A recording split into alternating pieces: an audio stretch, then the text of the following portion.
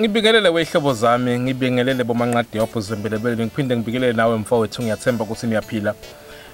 Kusase uyena ongwane, kusase uyena umanqadi yobhuzwa sembelebele nonhliziyo emhlophe ehlanzi inhliziyo zamanye amadoda.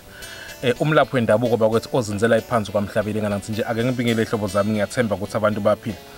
Ngizwile khehla, ngizwile abantu abaningi bengibuza, ngizwile abantu abaningi begijimisa igama lami liyagijima, ngiyabona ukuthi abantu abaningi bayibuza bayiphendula ukuthi kwenzakalani.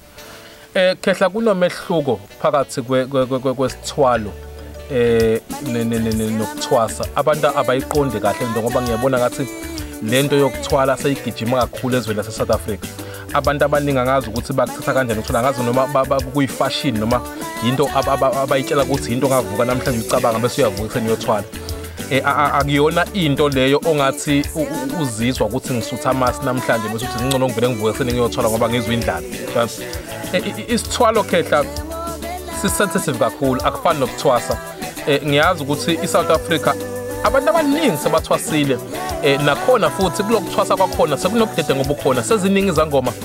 Uyabona mangathi uyabheka abantu abathwasayo nabantu abathwasile, uyadideka edolobheni uhlangana namathwasa ukuphi lapho uyakhona yithwasa, wonke umuntu uyathwasa khehla.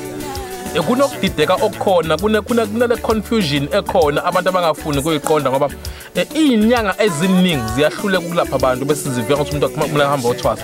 Izinyanga eziningi, inyanga mayike yahluleka ukukulapha noma ugobela uma ehlulekile ukukulapha, into aphephela kuyo ukuthi hambe yothwasa. Abantu abadala bafikile kuyo kanti unamanga.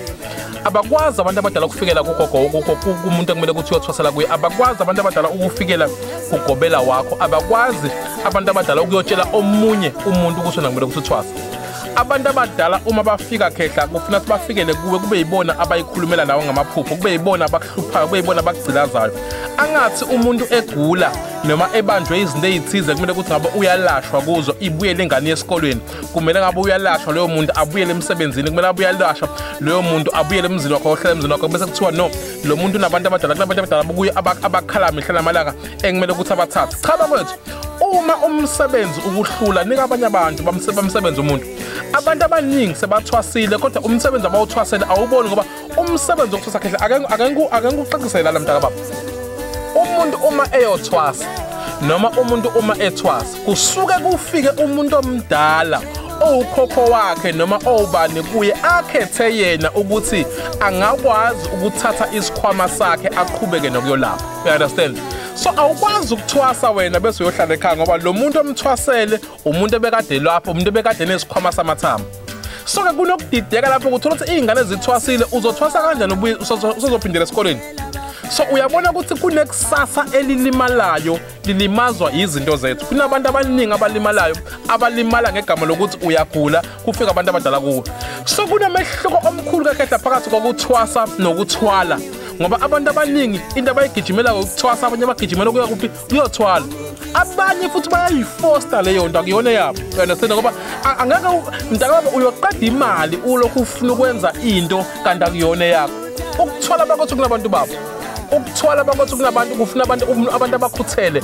Awukwazi ukuthi mina ngisengithwele sengirelaxile zonke izinto zizozenzakala. Ukuthwala kufuna umuntu okhuthele, ofuna ukusecure izinto zakhe, ofuna ukuqhubeka aye phambili nempilo. Umuntu oyiphushayo impilo kuphela uyabona ukuthi amandla ahambe aphele endleleni.